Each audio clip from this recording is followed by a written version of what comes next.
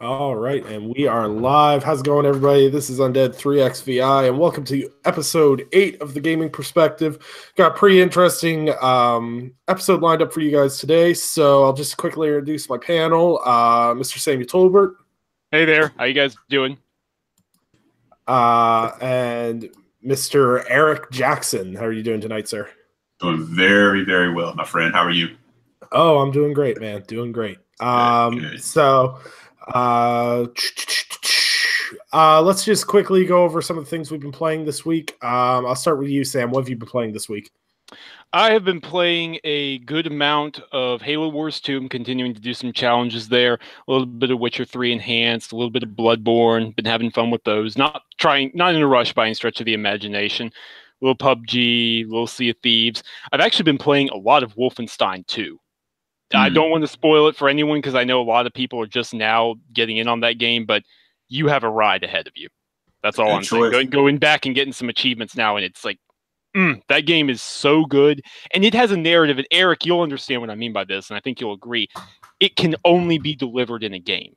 You could not do that story in a book or a movie. It is not possible at all. And just what a fantastic game. What an underrated game. I hope people keep buying it. Absolutely. It's definitely, you know the part I'm talking about. You just sit there, you go, huh. That's actually what I was earlier today when I was playing. I was like, yeah, it cannot be explained. It cannot be I was gonna say, without going into spoilers, obviously. Right.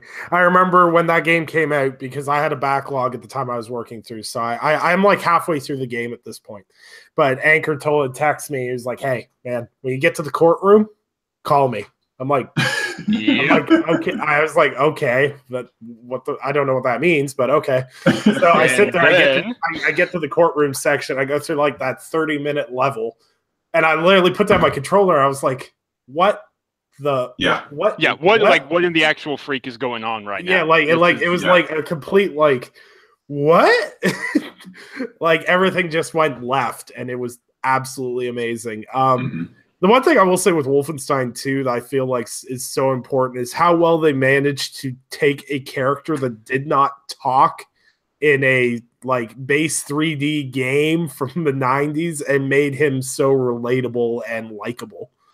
Yeah, absolutely, man. Absolutely. It was like on a whole different level of like narration, character design, character just they started it with like the New Order. They did some character development there, but they really hit the character development nail right on the head with number 2, and I have to finish the game to know if there's going to be a Wolfenstein 3, but I hope so. Oh man, not saying anything. All right, Eric, what have you been playing this week? For me, it's not as much as Sam, but Sam and I have actually been playing through A Way Out. Yep. Off and on, which has been a really interesting. How would you say it, Sam? An interesting co-op venture, so to speak. Yeah. A lot of interesting things going on there. I definitely think it's living up to our curiosity, from when we first saw it announced. So we got probably like another few hours to go, I would say. Yeah, probably based off of the game, probably another 3, maybe 4. Yeah, I would think so. There's a lot of stuff where it forces you to really work together. Like you have to be moment to moment in sync with your co-op partner. Right. And it's right. And it does some really interesting things where it plays with how it handles the split screen, which pushes the narrative along. And so it's some really cool mechanics. So I definitely recommend that. And other than that, man, it's been all Witcher 3. Nice. And how's that going? Amazingly well and awesome, which I already knew. I was kind of deep into the game when I kind of walked away.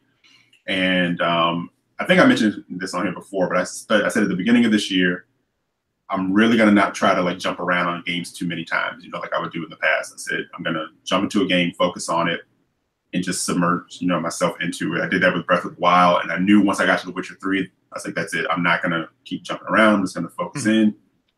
And so I'm probably like 120 hours in, and I'm just like lost in the world. So yeah, That's awesome, man. Game of the generation. Absolutely. It's interesting you say that too, because I've adopted this whole new mantra when it comes to attacking games. Because my biggest problem is I start a game, I'm like, oh man, this game is really, really awesome. I'll get like 10 hours into it, and then I'll be like, oh, but I've got to start this game too. And then like I've got like 7 started games on my PlayStation right now, and I'm like, oh god, what am I doing to myself? Yeah, you can't do that, dude. You can't do that. So I'm systematically taking games apart. Like I just finished Far Cry 5. And what I did is all week I played Far Cry 5. As much as I wanted to start Persona 5, I was like, nope, focus. Far Cry 5. We're going to get through Far Cry 5. We're going to do Until Dawn this weekend. We're going to do Hellblade again when it comes out. And then we're going to beat God of War. And then hopefully there'll be a lull so you can get into some of the more backlog games. We know it's not going to happen because there's a new game dropping every 2 days, it feels like. But yeah. It's a great way to beat games. It's just like focusing on one game and going. And I admire the fact that you were able to do that with The Witcher, because my biggest problem with The Witcher is I'm like, I'm really going to get through this story. The story's really good. And then I'm like, woo, side quest. Oh, yeah. Dude, it's real. And that's where I've been. I've been like just because also I'm trying to like get like my level up going, because I knew I want to get into the expansions. Sam and I talked about this a long time ago. You jump into Hearts of Stone. After you do the prologue. Right. There's a certain point it'll be crystal clear as day in The Witcher 3's main story where it'll say warning. It gives you a text box and everything. Warning: after this mission, certain things in the world will not be same. When that text box hits, you go do Hearts of Stone. Then you do Blood and Wine after you beat the main game. Okay. Right. So yeah. So I'm doing that to level up. But yeah, it is very much. I'm going to do some Witcher contracts today, or hey, today I'm just going to go do some of these side quests, and yeah, I haven't really hit like too many points in the main story since I've been back into the game. That's the crazy part. So my last 40 hours has just been running around the world and getting into things. Well, I think that's what makes The Witcher 3 such a great RPG, and the fact that even with Skyrim, which is one of my favorite open world games of all time, some of the quests felt the same. Like they had quote unquote different story aspects, but it was like, go here, raid this dungeon, grab this, bring it back.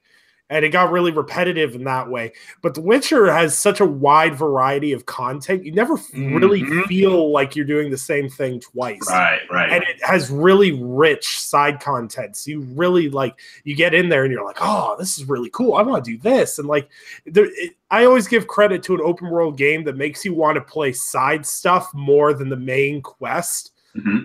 Because it's really hard to make side quests and loot grinding and everything else an interesting aspect of the game. That's something The Witcher does really, really well. And I will also give Far Cry credit for making me spend more time fishing in that video game than I've ever spent fishing in even a fishing simulator, I think, because it's so much fun. That's funny you mentioned that, because I heard Jazz Corden say on Xbox 2, he goes, I don't know what it is about fishing in video games. It's just he's he loses himself in it, and I totally understand that. I'm the same way. If a fishing mechanic is good in a game, you can totally go fish in real life, but who wants to go get the bait and load the car up and go, heat, bugs, muggy swamp, mosquitoes. I can sit here with Noctis and fish for a while, or I can sit in Far Cry 5 and fish for a while. That's great. But yeah. But no, I've also tried to keep the goal of not buying anything new until I finish some of the backlog. God of War being an exception, but damn it, man, I'm sitting here watching all that Far Cry 5 interaction. And I'm just like, yeah, I'm logging off. I'm going back to The Witcher, because if I keep watching, I'm going to end up picking up Far Cry 5. And I hovered over the click button a few times. But I maintained. staying in. You remain strong. And part of that, strong. And quite frankly, a part of that too is the fact that when I'm not playing The Witcher at this point, it's like, and I'm away, it's like I want to go play The Witcher. So that's a very good thing. Yep, that's the sign of a good game right there. Yeah. All right, so we're going to dive right into the main topic of this episode, which is we're going to talk about the best games of this generation. Now, there's not really any criteria I set out for this game. This can be indie games. This can be games that people may have heard of. These could be games people may not have heard of. They don't necessarily have to be popular games or even critically acclaimed games. These are everyone's personal top 3 games of this generation, and we're going to dive in and we're going to talk about everyone's each game that someone lists, give a little talk about it and everything that way. And 3, man, I was like, when you said that, I was like, geez, oh my God, talk about anxiety. We have had a darn good generation. That's why I'm going to be perfectly honest, and then we can get started into the topic. Whenever I hear people say, oh, this generation has been so slow, it's finally just getting started, I kind of give them a raised eyebrow. Like, I don't know what you've been playing, but I know, right?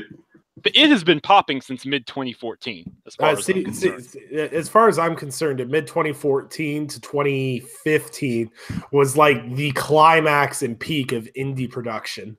Some of the best indies came out in that time period, and AAA production has now hit its stride in the past since mid-2016, and it just hasn't stopped. And now we're looking at months like, if you look at September, where we've got Tomb Raider, Spyro, and Dragon Quest, and God, there's something else in there too. There's like 4 games. Oh, Spiderman too. All 4 of those games drop in a 3-week period. And you know Nintendo has something up their sleeves. Oh, God. Smash or something like that's going to Smash or Pokemon. One of the two. Probably Smash. If it's Pokemon, it's a wrap. Yeah. I'm not even the biggest Pokemon fan, and I already know they announced that. I haven't played a Pokemon game since Crystal. I think it was I was gonna say Game Boy. What's that Game Boy Advance game? No, I'm pretty sure that's a Game Boy Color game still. It's been a long time since I played Pokemon, but I'm not gonna lie. If Pokemon comes to the Switch, my wife will probably kick my butt and tell me to go get one. That's about time anyway. So as far as games of the generation, I'm gonna start with Eric because I have a ballpark idea with Sam. I'm probably wrong on 1 or 2 of the picks. I tried to kind of figure out what Eric was gonna pick, and I have no idea. So Eric, why don't you kick us off with your first one? And these don't have to be in any form of order. Just okay. Yeah, and I could say easily that this could have been a top 10. And even then, it still the list could have gone on and on and on. And I'll say this with a caveat: it's like a top 3 for the generation, but you could easily swap in and out. Yeah, it's one of those things where the number 3 spot is like a 4-way tie. I know what you mean. And I'm kind of picking these on the ones that just kind of have that lasting impression. They kind of it just makes sense. It's like a life-changing kind of mentality or thought process when you kind of finish playing it. You kind of sit back and go, you do the Al Bundy, you slide your hand Yeah. All right, so my first one for me, I'm going to go with Ori in the Blind Forest. Ooh, nice. And because I remember the first time I saw that game, I think the 2 games that really just kind of popped in my head were, especially where Xbox was concerned, was Sunset Overdrive and Ori. And I said that when I saw Ori, I was like, I don't care what anybody says, I'm playing that game. It just looked great. So from the music to the animation to the platforming, the story is just, that game, when I finished it, I immediately wanted to jump back in and play it again. I am actually going to do another playthrough at some point when I get through some of this other stuff. But that's a special game for me. So that's my first pick. Great pick. As far as I'm concerned, it's one of the best Metroidvania games ever. Yeah. And Will of the Wisp is ooh. Yeah, and the control is so tight. And in a game like that, with how some of the levels play out, if the control wasn't on point, it could have immediately been a super frustrating game. Right. So Moon Studios, to their credit, they have a game up there that you could kind of think of in terms of when you think of a Zelda, as far as just a memorable experience in a game.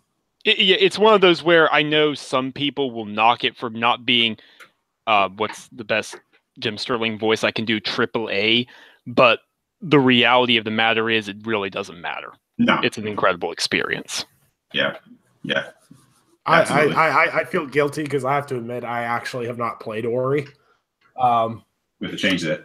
I've owned it for 2.5 years, or 2 years, but it's still in its game case. It's it's in my backlog, but now you guys are talking about it. I'm like, I may just have to. Maybe I'll add that to my pre-God of War games list. I find that so interesting because it seems like the type of game that's all you. Like from the things I've seen you like play. Yeah. Especially with his love of Cuphead, right? Yeah. Mm-hmm. Oh, you mean my love-hate relationship with Cuphead, Kurt? I think everybody has that love.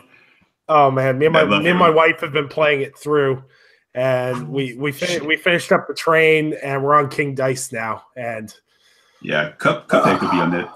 Cuphead is not on my list, but Cuphead could have definitely been on there. Cuphead is funny because I couldn't put Cuphead on my list because I haven't beaten it yet. I'm trying so hard. That was a part of my prerequisite also, but Cuphead took over for me also because my daughter would come in. She's like, and she knows Cuphead now because I was playing it so much. She's like, "What game is this?" I'm like, "It's called Cuphead." So now she can see it on the screen. She goes, "That's Cuphead." And she goes, "You're still playing this?" And then there was one level I was stuck on, and she goes, "Maybe you should stop because you're not very good at it." You're garbage, Eric. She's giving me smoke. I'm like, my little 3-year-old's giving me smoke. She said, "You're struggling. You're not doing very good." You're right. I'm picking up.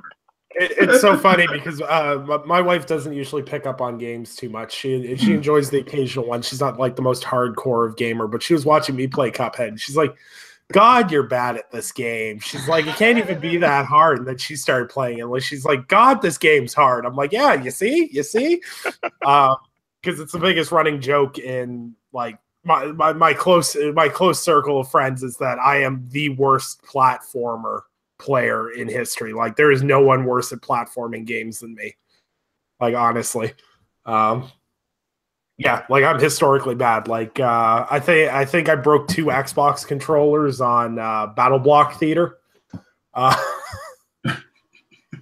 game, just every time you die and then they make that giggling sound. If I still hear that giggling sound in my nightmares. But yeah, Ori's definitely a good pick. I hear nothing but good things about it. I definitely need to play it. It's just there's so many games that I need to play, but I'm definitely gonna put on my list. If you're saying it's a top 3 of the generation, then I need to play that game for sure. Yeah, if you need anybody to sell you on it further, just hit Rand up. Oh yeah. Rand, the crazy man who's got all the achievements in that game. Exactly, and Ori 2 is one of my most anticipated games. So yeah, for sure. All right, so your next pick, Eric. Let's see. Next pick for me would probably be Hellblade. Ooh, nice. Yeah, as I go down my list here, yeah, Hellblade. Again, just another. When it comes to like overall gameplay, it's not super, supremely robust. It can be a little repetitive in what it's doing, but that's not what you're there for. You're there to go on this adventure, like with this character and be inside her head, and it's everything else that's going on inside of it. And it's just, and if you're going to play this game, and I know it's hitting Xbox, so a lot of people, I'm glad people are like enthusiastic and going to pick it up. Do yourself a favor, get headphones. Yes. Because a lot of what makes the game magical are the cues you take from the voices and the things that are going on. It plays with you. Like, yeah, so that's probably my second. Yeah, and if you are experiencing this game for the first time on Xbox One when it drops next week, I highly recommend, if you still have your Dolby Atmos trials, definitely worth it, because I do believe it is supported from what I was hearing. So that it is an amazing experience. Hellblade really made me realize sound is such an important aspect of a game, and like in like shooters and everything else. But that was the first game where I really felt it. Where sound design is criminally underrated in terms of how much people talk about it until Hellblade, and I'm glad Hellblade has changed that in terms of the discussions on Twitter and so forth. Like that pick is definitely, I can respect that, Eric. Yeah, I'll go ahead and spoil things slightly. We're going to be talking about Hellblade a lot on our next episode, guys.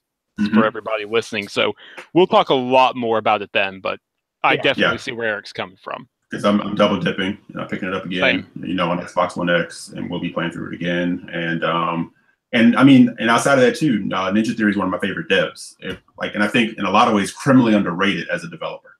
Mm-hmm. You know, because most of their games, I know they caught like a lot of crap for, you know, Devil May Cry or DMC, however you want to say it, but it was a good effort in that game. And then, you know, Sam, you know, I always go on, you know, constantly about Enslaved. Oh yeah, oh yeah. You know, people, you know, a lot of people slept on that game. Some people that played it said it's kind of point A to point B. I'm like, again, the mechanics of that game are really great. And honestly, I would like to see them maybe one day get another shot at going back to Heavenly Sword. Yeah. Yeah. Or something, maybe like a spiritual successor, even if and you can almost see tones of that in Hellblade. Yes, and that's actually something that I'll give a shout out to Kind of Funny. Those guys, Tim and Greg, were talking about how Hellblade felt like the game that Ninja Theory had been trying to make for all their existence. Right. Right. Because if anyone, you know, when you saw Hellblade being first introduced, you know, for PS3, you just looked at it. It looked like something that was just on. It let you know like that next generation was there. In a lot of ways, like Gears did. You know, you looked at it and you're like, yeah, we've arrived. You know, and it was just, yeah, what they were doing with like mocap and, you know, character animation and, you know, the story development of that world was like really cool. So it wasn't very surprising to me that Hellblade was as rich as it was in story and tone. And I didn't know that they were that cool with doing like the sound design, you know, they really put that emphasis into that, you know? I think one of the things that really blew me away with Hellblade is I always knew Ninja Theory games. Like I haven't played a lot of them, but from what I knew about their games is they were always very technically sound. Like their games have always been smooth, and they always perform well, and they're always a lot of fun. I had fun with their Devil May Cry, to be honest. I didn't think me too. I love that game. That game's a lot of fun. I genuinely enjoyed that whole series as a whole. But I play it for different reasons than some other people, so I get that. But what I think with what they nailed with Hellblade, and yeah, I agree in the aspect that the combat can be a little repetitive, and it didn't feel as fleshed out as it could be. But keeping in mind, this is practically an indie game in the budget aspects. But they managed to do with everything else, with the story and everything else, it really put Ninja Theory on the map for me because they showed that they could take a very basic combat concept and flesh it out with a story and everything else, and everything complements itself so well. And that's what makes Hellblade so good is because all the different aspects, the sound, the visuals, the voice acting, all of that combines into this really, really unique experience that I really think you can only do in a video game media. Yeah. Yeah. And 100% one of the best games of this generation. Like, I have no doubt in my mind that when people look back on this generation and they're like, well, what influenced how people made the next generation of games? People are going to be like, that one right there. Yeah, absolutely. And I'm saying people, you know, pick it up. Like, don't sleep on it. Yeah, you know? For sure. And for your last pick, Eric. Let me ask this one question though. If we have enough time, can we do like an honorable mention? Of course. Please. I'm looking at this and my heart is bleeding. I'm like, oh my God, I want to pick this one, but no, I'm looking at this one. But I will say, okay, my third pick, Horizon Zero Dawn. Okay. All right. Nick's gritting his teeth, but I like this. I'm actually not, because I know me and Anchor make a huge joke out of Horizon Zero Dawn, but at the end of the day, it's a fantastic game. It's visually stunning. The story is really well written. It didn't click with me personally, but it is really well done, and that is a really, really high production value game from a studio that only made shooters previous to that. So I 100% agree, because literally Horizon Zero Dawn set that next gen standard of graphics now. And like going forward, Sony's obviously going to top that with other games coming out, Death Stranding, God of War, et cetera, et cetera. But when that game came out, when they were showing off that game, that was one of the most beautiful games. And I was hyped like crazy for it. It didn't meet up to my expectations, but I can definitely see why someone would say it's one of the defining games of this generation. I'll let Eric and yourself, Sam, take over on the conversation as far as that goes. I just want to make sure people are clear that I don't like it, but I definitely don't hate it either. Mm-hmm. And I would actually say to you, Nick, if you're inclined to go back and play the Frozen Wilds, because it's almost like what Uncharted Lost Legacy did for Uncharted 4. I know some people said Uncharted 4 kind of, it hung around a little bit too long as far as chapters go.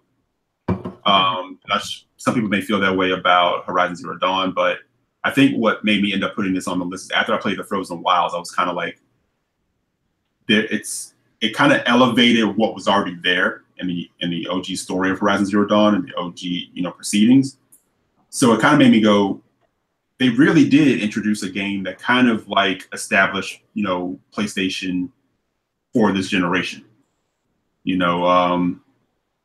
and honorable mention wise, I kind of think if it had a little bit more substance, like the order could have been that, because I do want to see them kind of go back to that too, because that world was interesting. But Horizon Zero Dawn was impressive for like one of the reasons you said is like it was Guerrilla's opportunity to do something outside of Killzone, which like it or not, it kind of just wasn't working out. It wasn't a game that people kind of like would like lean on or look to like for their first-person shooter fix. I heard multiplayer was pretty good. I never really played the multiplayer part, but it's hella impressive that they were able to kind of move away from what they had been doing traditionally and do this for their first shot.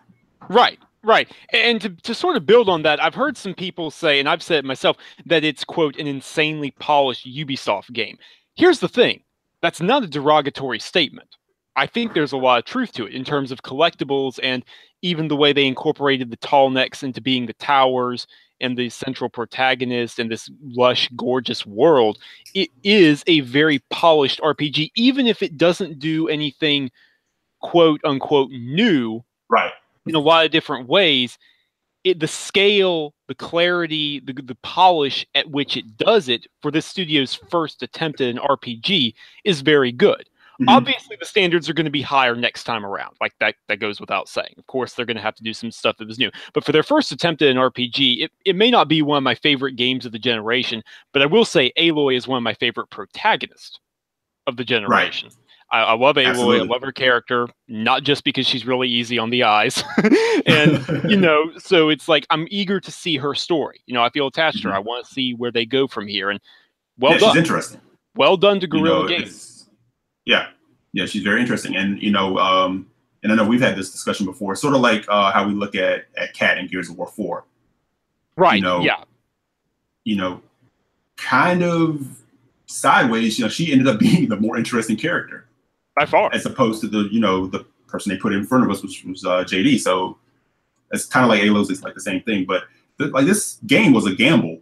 Anytime you put a new IP out there, that's a gamble. And so you can pretty much guarantee that with the kind of return they saw on it, all eyes are on what's going to be next for that game. Right. And that's why I said standards are, of course, going to be higher next time around, no doubt. But Guerrilla Games has been elevated, to say the least. Absolutely. They've gone from being a studio that it was like, okay, I mean, I have some very passionate opinions about Killzone that people may not like to hear, but at the end of the day, we can agree that they're on a better track now. Mm-hmm. Yeah. And it's not surprising, like, the way the game looks. I mean, Killzone, you can say what you want about it, but they weren't bad-looking games. Oh, no. Killzone Shadowfall runs on the same engine. Right. Decima.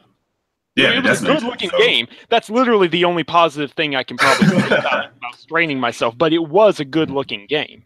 Would you recommend it at $5? Like I've seen it tons of times for $5. Yes. I bought it at $10, and I was able to enjoy the fact that I played it and shut my brain off. Yeah, see, I picked it up at $10. I could not recommend it at $11. Okay, I couldn't. I'm sorry, but at $10 and below, I can recommend Shadowfall. I lucked out. I went to a pawn shop when I bought my PS4 because I was like, man, I wonder how expensive some of these older PS4 exclusives are. And I went in and they had like the Order for $3.99 and they had Killzone for $1.99. I was like, yeah, you lucked out. You lucked out. I was like, for a toonie, I can get Killzone? Yeah, there's no way I'll be disappointed in this. Right. Yeah, I didn't pay much for Killzone. I haven't finished it yet, to be honest with you. But Case in point. Right, you know.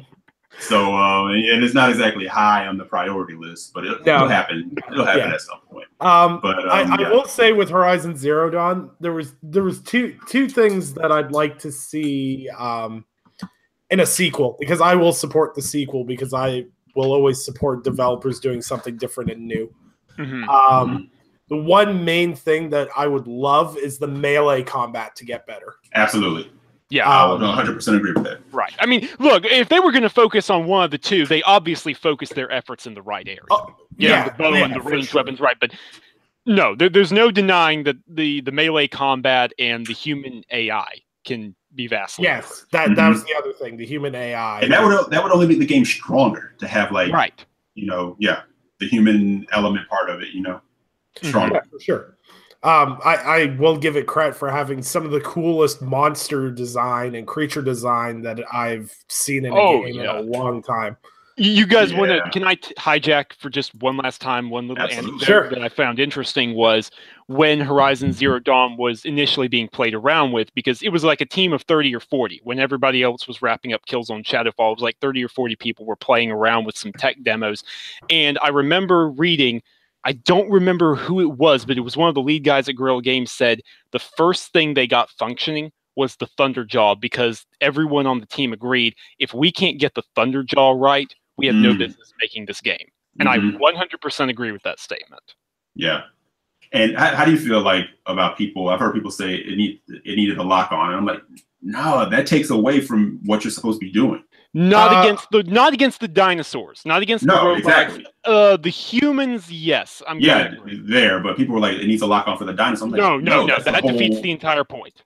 Right. That defeats the entire precision. Point. Hitting those key areas that can either take them down quickly or it's going to be a long fight. The only using a grenade and knocking a machine gun off of a Thunderjaw and then using it against it. It's like, it's skill. That was awesome. But against the human enemies, yes, because that would have at least spiced it up a little. Yeah, absolutely. Yeah, for sure. I think those. I was gonna say that's what I love about this discussion so far. It's all valid criticism, and I am proud of myself. At no point did I call it Horizon Zero yawns. So,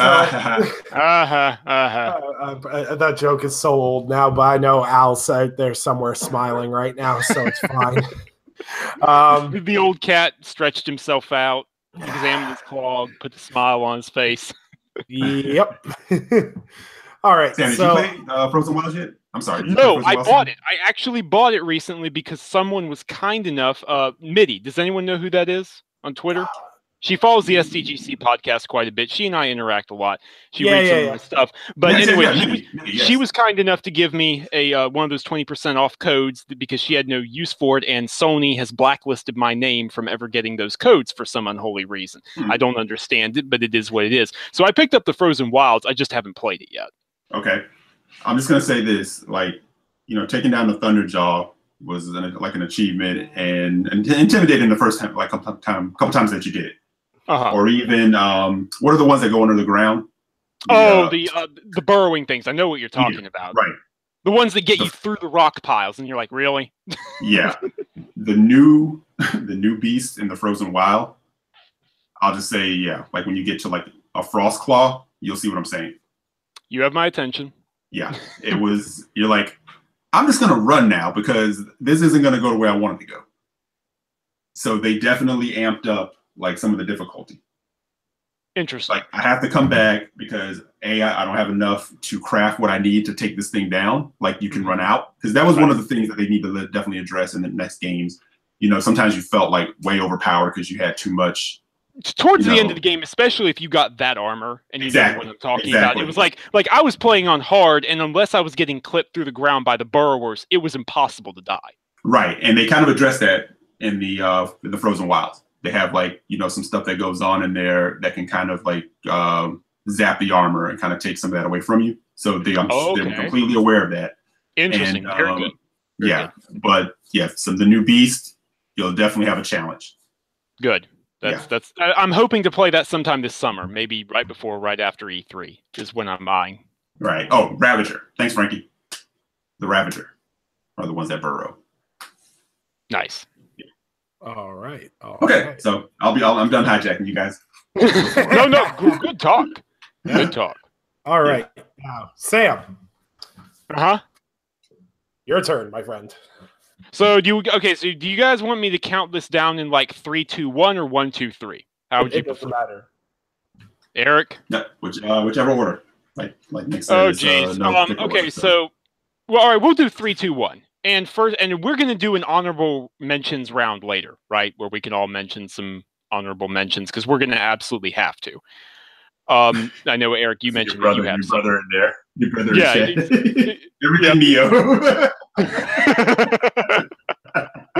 Oh God, he's still trying to get you to play Neo. I am gonna play it, Mike. I promise you, it's on the list. Oh, it's on the list. Oh, trust me, you don't have it as bad as I do, though.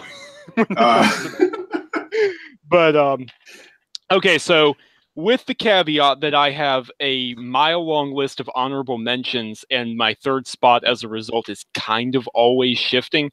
My number 3 spot, as I feel right now, would be last year's Prey.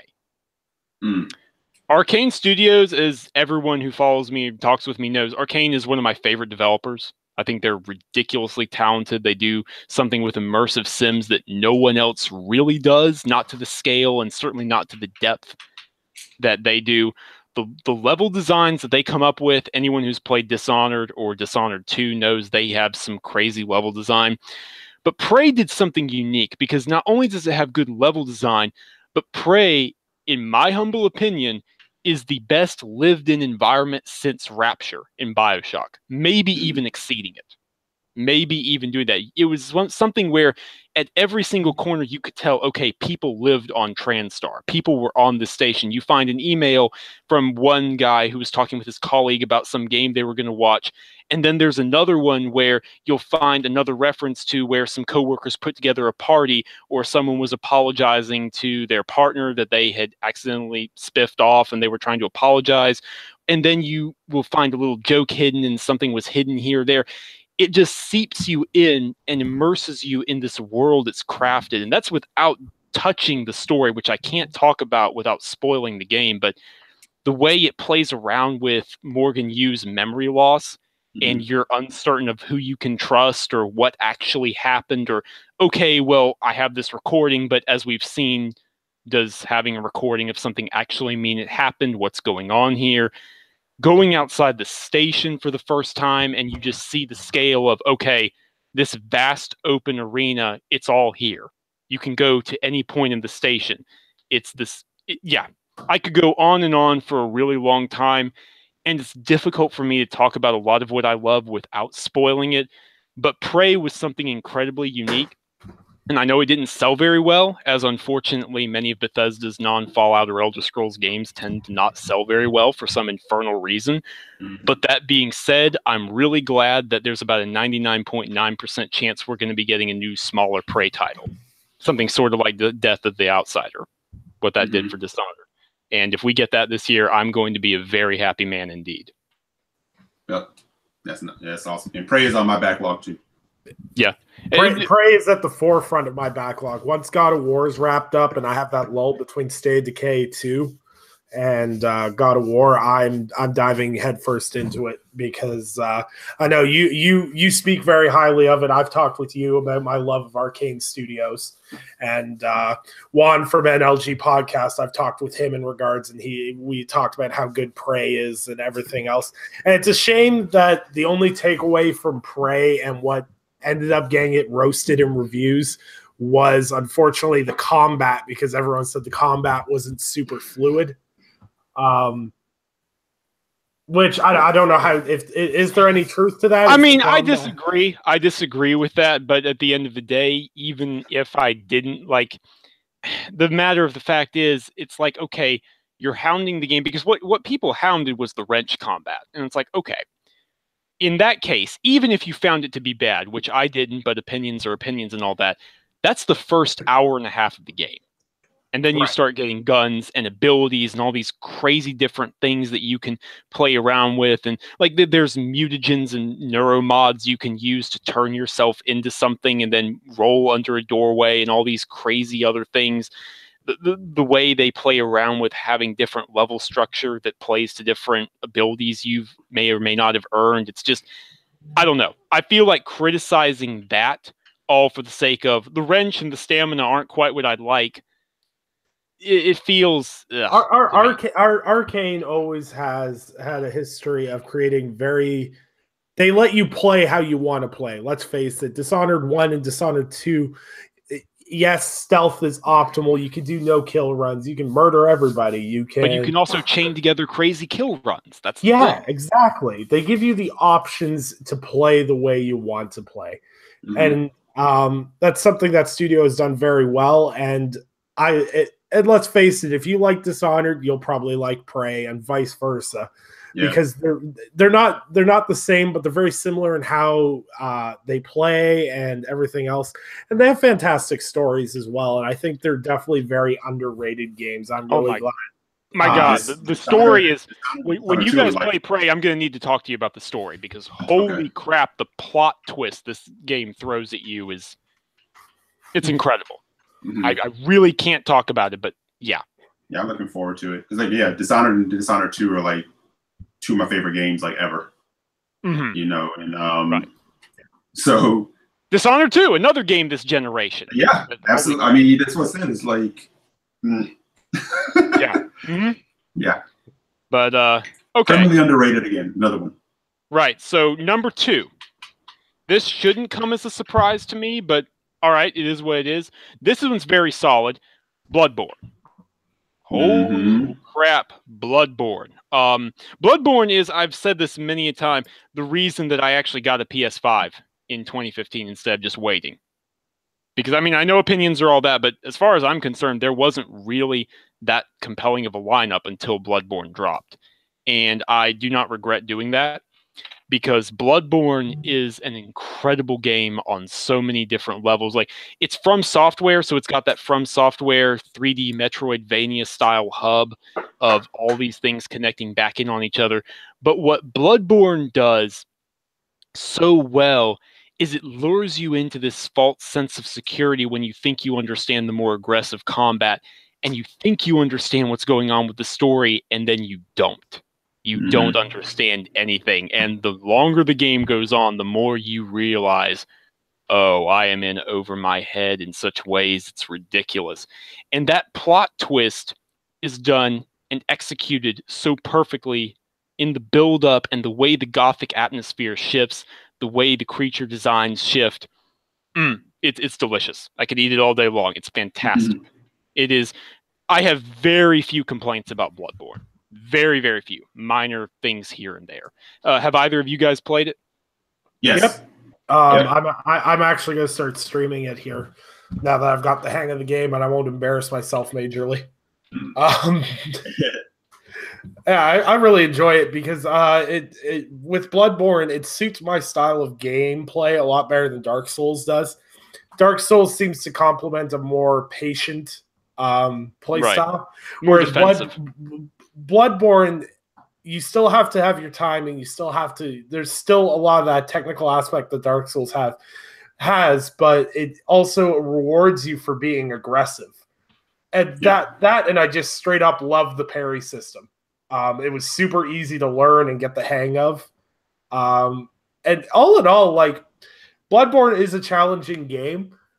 And it is difficult, but the learning curve, and you sit there and like you'll die quite a few times at the start, and you're like, oh, this is frustrating. And then you're like, but wait, I'm doing this wrong. If I do this instead of this, it'll work out. And like grinding for upgrades and everything else, because I made the mistake when I played Bloodborne the first time, because I made a new file and started over and changed how I played, and it was astronomically easier.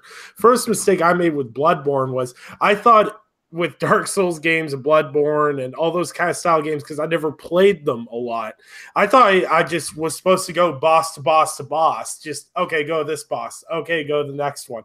But I didn't think about the grinding and everything else, because I went up against the Cleric Beast for the first time. I had like 5 health I'm going to call them health pots because the name escapes me at this point in time.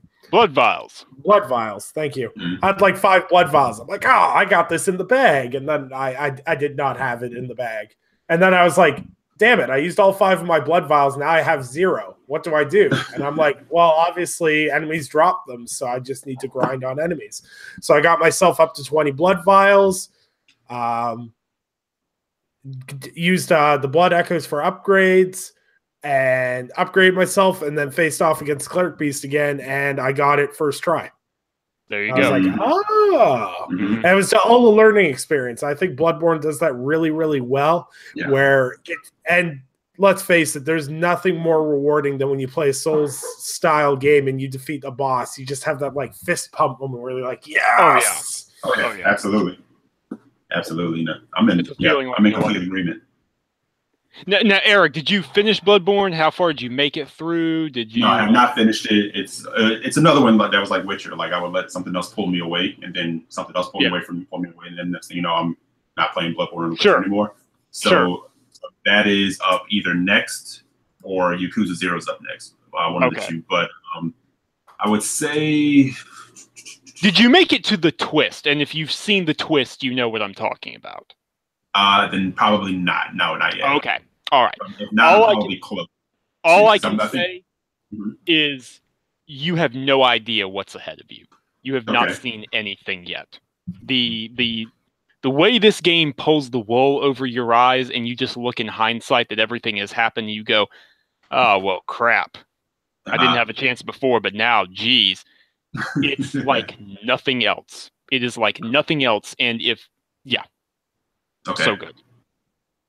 And that happens, is that after Night Cycle? Yes. Trust me when I say it will be obvious. It will not be up for debate. You're going to look around outside and go, this is what he meant. Well, crap. Okay. Oh, nice. And Bloodborne is like that game. Like, whether, you prefer the more methodical approach of like Souls or, Bloodborne is definitely more offensive. Like, I know, like, Enrique's, like, completely addicted to it right now. And it has an ability, like, once it pulls you in, but it's definitely that game that if you're going to play it, stay in it. Oh, for sure. Because, you need to when stay you go back, in. because the more you're immersed, the more you have the timing. You pull yourself out. It's like going back to it can be, like, daunting. And not even that, but even the art style, the atmosphere. You know what I'm talking about simply from what you've played. The way that game is designed, it's gothic like no other. Yeah. Absolutely. It's funny. Is a buddy of mine who's a little, more on the casual side of gaming. We are like his most favorite franchise of all time is Castlevania. So, he picked up his PlayStation 4. After owning a PlayStation 3, and he looks at Bloodborne. He goes, "That looks like a Castlevania type game. Should I pick that up?" I'm like, "You don't like difficult games, so no." No, I'm telling you now. So I actually recommended The Witcher to him. Yeah, because you can adjust the difficulty on that. Exactly. And I said, while you're not a Belmont and you don't have whips, it's probably the closest thing to being able to having a 3D version of a Castlevania game. Right. So I think he's going to check The Witcher out over that. But I was like, no, stay away from Bloodborne. Because he doesn't like, I don't like frustrating. Oh, no, it can be frustrating. It can definitely throw some frustrating stuff at you. But if you're willing to put up with it, it's an experience like no other. It's absolutely. Perfect. I'll put this little tease out there. I have a piece long stewing in the back of my head on Bloodborne and what makes it so bloody perfect. No idea, no time scale on when that'll drop, but it is something I'm working on. Nice. God, I gotta love those pieces that sit on the back burner and stew for like they marinate. Months. Yeah, just gotta add a little bit of salt and it's perfect. All right, and now from the guy with the Witcher avatar, what is your favorite game this generation, Sam? Doki Doki Literature Club. What do you think, you schmuck? What do you frickin' think? I mean, come on. Goat Simulator? Contrary to what certain haters say, The Witcher 3 has excellent combat. It's tactical. If you're a narrative type person, it has a narrative that blows practically everything else out of the water. And that's if you haven't read the books or know anything about the lore. And if you have, it's a love letter to that lore. And it's a love letter to the characters in the books in the way that is just, It's mind-blowing. It's a leap over The Witcher 2 and the first game. It's not even funny how far CD Projekt Red has come in their design quality, the open world, the sense of scale, the battles, the beasts, everything. Everything. I mean, I have a special connection to that franchise because I actually started reading the books and playing the older games at sort of a turbulent time in my life. So I sort of really stuck to those characters. I really got attached to them, Geralt in particular. That's the story behind the Avatar, in case anybody didn't know. And it's stuck with me ever since. It is no game is really perfect, but as far as I'm concerned, The Witcher 3 gets really bloody close. I praise. I like Eric. Eric's farther than me in it, but from what I've played, it's beautiful. The world's amazingly in depth. The side quests are addictive, and I really don't understand people's complaints with the combat system. I don't either. Because honestly, it's better than a lot of games. And I don't know. It just is when you master the combat, it feels like a dance of death, twirling here and there. You slice this guy, you parry this move, you throw a bomb. It's beautiful. Exactly, and there's a lot of death. Not death. There is a lot of death. Well, there is a lot of death. There's a lot of depth, yeah. There's a lot of depth to it as well with the alchemy aspect and everything else. It's just really, really well done, and it's hard to make. It's hard to make an open world game and make all of its content feel worthwhile, but everything you do in The Witcher feels like it's important to your end game. Right. Regardless of how large or how small the side quest is, you feel like you're making a difference in it, and which is an awesome, awesome feeling. I can totally understand why that's your top pick there, Sam. It as far as I'm concerned, it's one of the only games as yet that has gotten side quest right, in terms of making them show up naturally, in terms of making them feel compelling to do. Sure. I would definitely agree with that. And I tell you what, even if I had finished The Witcher 3 before we did this podcast, I would not have taken that slot. That would not have been. I was like, no, I'm leaving that for Sam. I mean, I agree, but I wouldn't have been offended if you did. But no. As far as I'm concerned, it's the game of the generation. And the only thing that has a chance of dethroning it is when Cyberpunk drops. That's what Pete just said in the chat. Yep. Yep. B, yeah. I'm with you right there. Yep. That's absolutely 100% true. Only the master can defeat the master. There you go. For sure. You guys have some really awesome picks. Now, on to you, my man. Now for my cringy picks here. No cringing. There will be no cringing. No cringe. Come on. My top 5. Let's have Goat Simulator. Well, I take that back. It may be cringing. Never mind. This has been episode 8 of the Gaming Perspective. No. We aren't signing off yet. And to much people's disappointment, Pixel Arc is not on my Game of the Year list or my Game of the Generation list. Sorry, guys.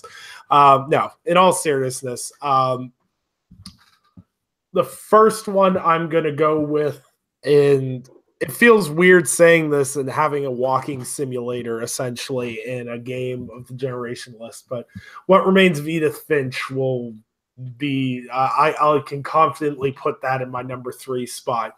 There's so much in that game that was done right, and honestly, the game went by so fast. It's only a 2.5-3 hour game, I think. But there's so much emotional value in it with every story that was told, and every story hit you in a different way. And I really need to go back and play it again. I have it on PS4. I bought it on Xbox One. I've beaten it on Xbox One. I need to beat it on PS4. And the storytelling in that game, and some of the stories hit especially hard. I cannot remember the names of some of the characters because it's been a while since I played the game. But when you're doing like the baby's sidelines, and I think it's the one brother when he's doing the factory work. Those kind of moments can only be conveyed in video games. it's definitely one of those things that it'd be a very hard medium to tackle in a cinema aspect or anything like that. And at the end of the day, the voice acting was perfect. And the last 5-minute plot twist in the story hit like a ton of bricks. I literally, it was one of those games after I completed it, I beat it on like a Friday, and I didn't play any other games for the rest of the weekend because I was just like, wow. It hit an emotional chord with me for a couple of personal reasons, and it was so much better than I expected. Like, I didn't play it when it first came out on PlayStation. I saw guys like Negative and Rand were talking about how great this game was, and I was like, but it's a walking simulator. So how good could it honestly be? And it truly it didn't ruin walking simulators, but set my standard for just those story-based experiences so much higher, right, than it used to be. And an absolutely fantastic game, both visually, audio, very much like Hellblade in the depth of characters and audio and everything else. So that's my number 3 pick for my games of the generation anyways. Still need to play that. I've heard nothing but it is one of the few games I've heard nothing but 100% perfection scores from. Every single person I know who's played it says, yeah, you need to play this. So it's on the list. The thing, and Nick is actually on my list. Yeah, one of the things with What Remains of Edith Finch and why I think it's such a good game is in the aspect of how it affects everyone different, because you're going through this whole family stories and every one of them has a different story. Mm-hmm. You'll connect with one more than the other. Like, says the one particular story is about working, like the one brother works at a factory and he daydreams about having his own kingdom, and they starts getting warped into into his imagination than his real life, and gets more involved in that. And just as someone who works at one of those grindy factory work jobs, it's just a story that hit home for me. And everyone's gonna have a story from that game that hits home differently, because what's so unique about that game is you ask someone what the emotional peak was for them in that game, it's going to be a different point for almost everybody. Like, some people will obviously cross over, but if you get 5 people that have played the game, everyone's emotional peak at that game will be in different spots because of their own personal experiences from life experiences. And I really think that's a really cool aspect of video games, because video games have this mantra that it's all hack and slash and bloody and everything else, but this game really moves it forward, and I really think it progresses it to the point where you can talk about video games as an art form versus just a media. Absolutely. So yeah, I just think that's an absolute shoe-in for me. One thing I did with my list too is I tailored it because I kind of knew what Sam was going to pick. I had no idea what you were going to pick, Eric. But I modified my list slightly because I didn't want to like copyright over you guys, because I knew somebody besides me was going to pick Hellblade. Because that's definitely on the list for all the reasons we talked about. Same reason What Remains of Edith Finch is on my list as well. Kind of want to go over an honorable mention. It's just going to be a quick thing. I couldn't put on my top 3 games of this generation because it just doesn't fit with the rest of the games on the list. There's a fantastic indie game I played with my wife. It's called Overcooked. It's by Team 17. They do the Escapist series, and more people will more know them for Worms. But Overcooked is it's essentially just a co-op game where you make food and you have to get it out for order. You have a time limit, and they have some really insane level design. Like, I never knew that I'd want to throw my controller through a window because I'm trying to fry fish on a floating iceberg. and it's wacky, it's fun. But honestly, when I first bought the game, my expectations were fairly low. But I think me and my wife sat down, and for one night, we beat the whole game. Like, we sat down for 6 hours. Like, we started at like 9 o'clock when my daughter went to bed, and we finished at like 4 a.m. and instantly regretted our decisions about it.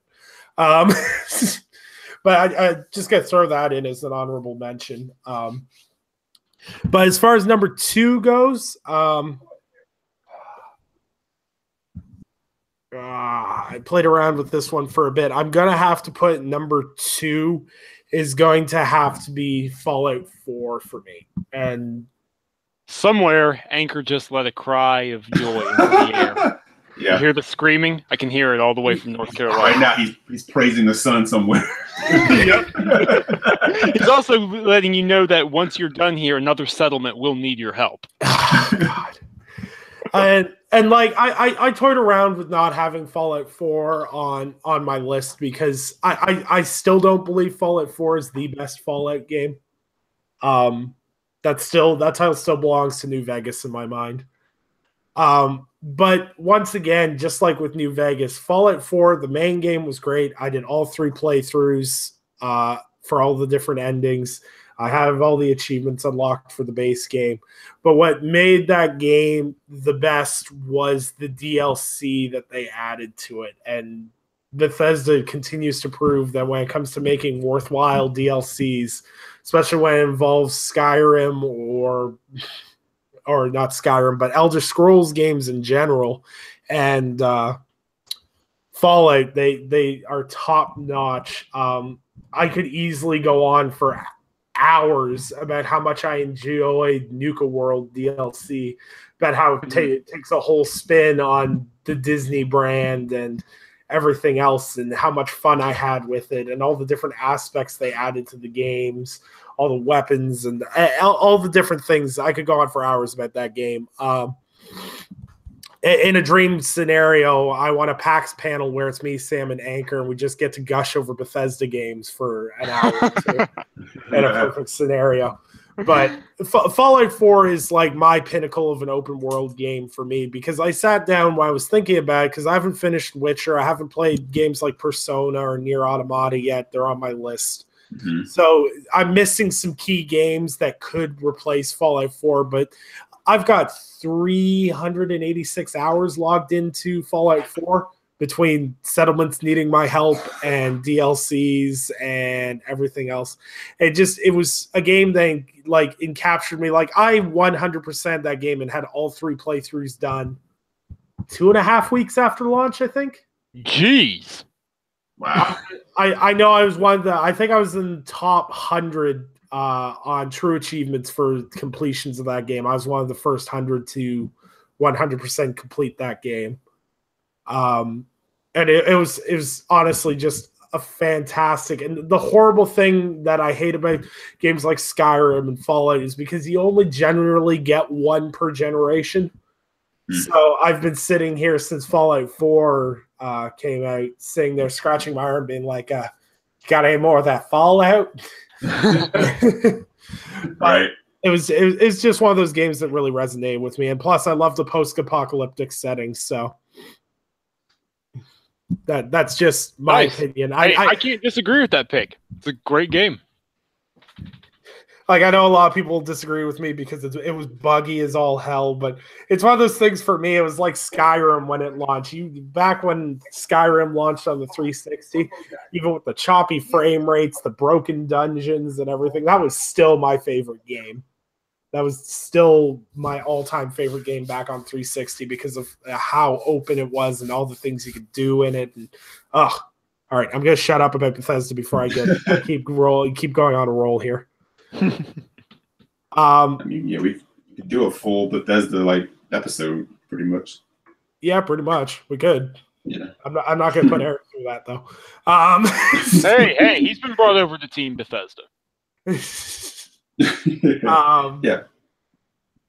And for my number 1 pick, it's an interesting pick for me. It won't come as a surprise to anyone that's known me for a long time, but I think this game perfectly encapsulates a mixture of what people are trying to do with games as a service while still maintaining a single player experience that people can love.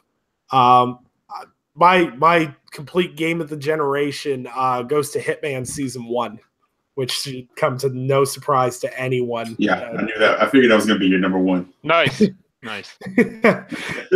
Sitting with, I think, 1,200 challenges completed on Hitman Season 1. Yeah, I played that game a lot.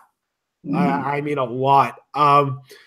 And I really think it's a good direction for the game. And like games as a service kind of has like this evil mantra around it, where it's all microtransaction focused and it's evil. It's only multiplayer only, and it's this bleak future, but it can be done well. And I think IO Interactive did a fantastic job with releasing it. And it's weird because I feel like Hitman being released as an episodic game actually made it better in the aspect of when it came out in episodes, instead of like when I played Absolution or Blood Money, I'd complete a level. They're like, okay, that was cool, and I'd move on. Whereas when they were releasing these episodes and releasing contracts for it and releasing custom maps for it, you got to play it and you get to learn the map, you learn the nuances, and they made the map so big and open with so many different options. You could lure people to the other side of the map to kill them. You could do all these different side things, and they also casualized it a bit, which as a hardcore Hitman player I was kind of like about, but giving people step-by-step ways of completing opportunities and finding out better ways to kill targets, and then being able to go up to professional difficulty and take those off was a huge boost, because it gave the game a whole new audience, especially when IO Interactive split from Square Enix and made the first episode basically free to play. You can download it on PS4 or Xbox for free, and you don't have to pay a thing to play the first chapter, which is actually one of the best levels in the game. So I highly recommend, if someone hasn't played it, to at least give it a shot, because it's definitely worth it. It's a game that they continue to update and add things to and everything else. And I'm really excited and hopeful that Season 2 can continue this move forward. When Season 2 comes out, I have no idea. Fingers crossed E3, but I'm doubtful. But yeah, that's my game of the generation, just in the aspect that I sunk so much time into it, and it really surprised me, because my hopes for that game were very, very low, but it absolutely smashed any expectations I had for it. Yeah, nice. I got to get back to it, but yeah, what I've played, it's awesome, and yeah, it's just almost everything I have to play in my backlog are like hours upon hours upon hours of game. Because those are the ones that build up. That's the problem. Exactly. Yeah, I hear you. I'm sitting there looking at Nier Automata and Persona like, this is 180 hours of my life. Yeah. It's daunting. Or probably even more. I mean, you could do, because I mean, how many different playthroughs of Nier you got to do, and then Persona, evidently you haven't played the game until you play it 5 times or something like that. So. Right. So. Oh boy, yeah. But yeah, I think we have a really solid list of games, and we have a good variety of games. What's really interesting, though, is we have such a push on social media for multiplayer games that everyone fears multiplayer games. But as a whole, on this whole list of games, between 3 different guys with 3 different varying views on games, all of games listed were generally single-player games. And I think that's what resonates with people long term, for sure, is single player games. Single player games will always resonate with me. I'm a very much a multiplayer focused guy. Like, I love Rainbow Six Siege, I love PUBG, I love Battlefield, I love all those games, but I'll never put those games on my game of the year list or games of the generation list, because they're just they're fun to play, but they're not anything that's like mind-blowing, so to speak. They don't leave me like, I don't sit there and finish Rainbow Six Siege and have like an existential crisis afterwards. Maybe when I'm playing ranked and some of the things I get called by 12-year-olds, maybe I have an existential crisis. I've had some existential crises playing multiplayer, I'll be honest. I know what you mean on that. Yeah, for sure. I think that's why Bethesda, for me, is such an important developer, because they still understand the importance of good, narrative, story-based single-player experiences. Right, and that's why you won't catch me complaining about however many times Skyrim gets re-released, because you know what? If people keep buying it and it keeps these other studios in the black when people, for some infernal reason, don't buy the games, even though they're the type of games people talk about wanting, then you know what? Todd Howard, bring on the Skyrim ports. Give me Skyrim for the microwave. Give me Skyrim for the smartphone. That one's probably actually coming. Give me Skyrim for the oven calculator. Just bring it all. Yeah. I can't wait for Skyrim Toaster Edition, honestly. Year, man. Doom can run on certain toasters with holographic displays. It'll happen. Skyrim Leapfrog. Oh my God. It'll happen. It'll happen. These are all facts. All right. So now we're getting to the actual difficult part of the episode. Aha. My panel's trash opinions on Spider-Man games. Your panel's trash opinions. Your panel's trash opinions. Ladies and gentlemen, members of the jury, let's please have a quick recap of what the greatest Spider-Man game of all time is. Eric, if you would be so kind to step to the podium. That would be Ultimate Spider-Man. And Direwolf484, a.k.a. Samuel Tolbert, the White Wolf of Tick, what is the greatest Spider-Man game of all time? Well, that would be Ultimate Spider-Man, Your Honor, for many obvious reasons that any gamer can easily recognize. Nick, a.k.a. Undead, would you please step to the podium and tell the judge, jury, and executioner what the greatest Spider-Man game of all time is? Spider-Man 2. Executioner, would you please step forward? No, I refuse. No, I refuse to have this slander on my podcast. The only reason that Spider-Man 2 deserves the title, honestly, in my mind, is for the simple reason it's a movie tie-in game that didn't suck. Okay, and here's the thing. If I'm not mistaken, I think Ultimate Spider-Man was built on the engine from Spider-Man 2, right? Yeah, it was, because it came out almost a year later. Right, and Spider-Man 2 is known as having some of the best web swinging, of any Spider-Man game, right? Right. So that kind of proves why Ultimate Spider-Man is like better. And it looks like a comic book. That's the thing. It has aged beautifully. You can go back and look at it, and you know what? It still looks okay. Up-res a bit. Like, if it were to get one of the Xbox One X, backwards compatible enhancements where they up the res 3 times in one direction, 3 times in another, it would look a lot better. But the art style holds up. Cell shading can stand the test of time. Yep. And those fights, the boss fights, oh my God, good grief. Like, they use some lesser-known characters, too. You remember the one against Beetle in the cargo bay? Yeah. That was tough. That was really, really tough. Absolutely. And, the fight with Rhino was actually fun. Oh, yeah. And they let you play as Venom, and it actually mattered. Yeah, I mean, I knew that they had Venom down right when in the first 30 seconds of playing as him, you eat a little kid holding a balloon in order to restore your health. It was like, well, holy crap, game, you went there. All right. We're going for it. Let's do it. We're going to do it. But you know what? If you're going to do Venom, you got to do Venom right. And that game did Venom justice. Yeah. That game, it was just a lot of fun. And it was like I said the other day, like, I would just go in that game and web swing. Like, go to the tallest building, jump off, skyrocket to the ground at the last minute, shoot a web and swing off. It's just, Yep. And the challenges you could, if I remember correctly, one of the first racing challenges, you get to go up against Johnny Torch, or Johnny Storm, rather. Yeah, you race him around the city. Yep. I mean, you got a cameo from Human Torch because they're actual friends, and it's like... Right.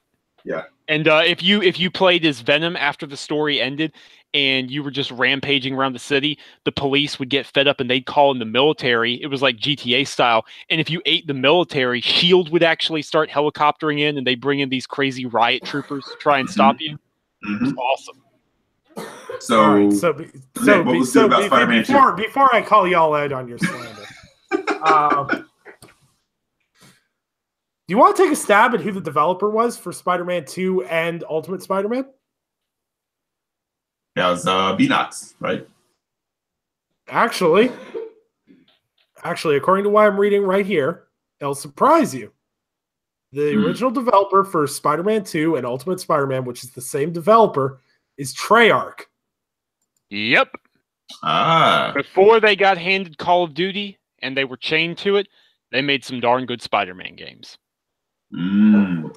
And ultimately, the only defense I have from you guys raising very good points that Ultimate Spider-Man was a good game. I'm going to have to fall back on my Twitter persona and be like the Metacritic for Spider-Man 2 is 8 points higher, so you guys are just wrong on default. Ultimate Spider-Man is a 74 on Metacritic, and Spider-Man 2 is an 80, so boom. That ain't right. That ain't right on so many levels. And on user score-wise, Ultimate Spider-Man is an 8.1, and Spider-Man 2 is an 8.9, so I rest my case. That's that movie tie-in, giving it the bump. Mm-hmm. It was a movie tie-in that didn't suck, so it got a Metacritic boost. Hashtag fake news. That's it. Oh, that's all it is. My lord. Hey, and another good one, honorable mention, Hulk Ultimate Destruction.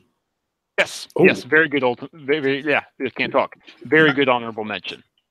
All right. Yeah. So, this joking aside, because ultimately as a kid, I loved both those games. Those games were like in my rotation. They were absolutely. Fantastic. Mm-hmm. Absolutely. Yes, absolutely. And now we're gonna talk a little bit about this because Spider-Man's kind of sent social media into a frenzy for many different reasons. I want to talk more about the positive aspects, however, of Spider-Man. One thing I've got to say is if there was ever a studio that should have done a Spider-Man game, Insomniac is 100% the studio that should do a Spider-Man game, because just looking at what we've seen so far and all the information Game Informer's been dumping the past week, I knew that soon as the Spider-Man game was announced and they were like, Insomniac Games is developing a Spider-Man game, I looked at Sunset Overdrive and went, this is going to be a damn good game. Mm-hmm. Because if there's any studio that knew how to make traversal interesting and exciting while doing just basic things from going from one marker to another, it's Sunset. Right. It's Sunset Overdrive does a fantastic job of that. So I knew. So good. So good. Yeah. And I knew Spider-Man would be the same, because the biggest thing, and I've talked endlessly with Ivan about this, is if they nail the web slinging, that's 90% of the game sold right there. Right, of and course. From what we've seen, I say seen because I haven't personally used it myself. It looks absolutely amazing, and looks like a lot of fun. The combat looks. People have actually been giving it flack, saying, "Well, it looks just like Arkham, the Arkham series." What's wrong with that? Yeah, that game is the pinnacle of beat 'em up combat. Like the Arkham series is still to this day one of my favorite. I'm not going to call it a hack and slash because Batman don't really slash people, but it's my favorite of that genre of games. It's definitely one of the best superhero games we've got on current gen platforms for sure. Oh yeah. And Spider-Man just offers a whole different aspect to that, and like the wall crawling and all the different aspects of traversal and everything else. It's going to be an amazing game. I kind of want to get your guys' thoughts on what we've seen of Spider-Man so far, and then we're going to delve into the nitty-gritty dumb stuff we've seen through the week. Okay. Eric, go first. No, Eric, you take this one first. You're the you have more of the comic book pedigree more than I do, so you go ahead. Yeah. No, what you guys are saying about Insomniac, kind of cutting their teeth on working on Sunset Overdrive, I think is absolutely true. Traversal in that game is a lot of fun. So much so that how many of you actually at any point used a fast travel point? There's fast travel points in Sunset Overdrive? There are fast travel points. Remember that. They are in there. Why would you use them? Because getting from one point of the city to the other was fun. Exactly. So I can't imagine it won't be fun in Spider-Man. From the small sample size that we got, it definitely looks like they're going to hit the humor points, which is a big key point of Spider-Man in itself. The game looks gorgeous. So far, it looks like the physics of the web swinging look cool to me. And I know a big concern people had over the QTEs, and I'm like, okay, it's like, okay, let's slow that down for a minute. In a game like this, if you need to use QTE, and you use them the correct way, they can actually be beneficial. They actually can be cool, right, if they're mixed in the proper way. I don't want to hear people bitching about QTEs when you ask them, what's one of your favorite games? And they tell you, oh, like The Wolf Among Us, or Tales from the Borderlands. I've never understood the QTE hate. I don't either. I'm like they're a game mechanic. They can be used poorly. Many games use them poorly. But guess what? Many games use them really, really well. Like those Telltale games that use them to break up the walking. No, my favorite use of QTE will be, if anyone remembers Heavy Rain, when you do that chase through the supermarket, intentionally missing QTEs and taking that run through this epic chase and turning it into a babbling baboon trying to make its way through a supermarket. I was watching it on. There was a video on Outside Xbox, and it's called 7 Times You Missed a QTE and You Felt Like Garbage. And there's so many good ones. There's ones from, I'm pretty sure it's Ultimate Spiderman. It's like you miss a QTE and then you smack right into the side of a building and slide down slowly and things like that. Like, I'm 100% with you on I don't mind QTEs, especially if they're used sparingly. Right. And like in the aspect of Spider-Man 2, I can see in certain aspects, like when you see him like attaching to helicopters in that one story trailer we got, I think it was last year, where they had that whole thing where he was taking down the helicopter. There's no really other way you could do that in that way without a QTE segment, without it looking kind of corny, so to speak. Yeah, I mean, that's the thing, right? You have to, I'm trying to think of how to say this.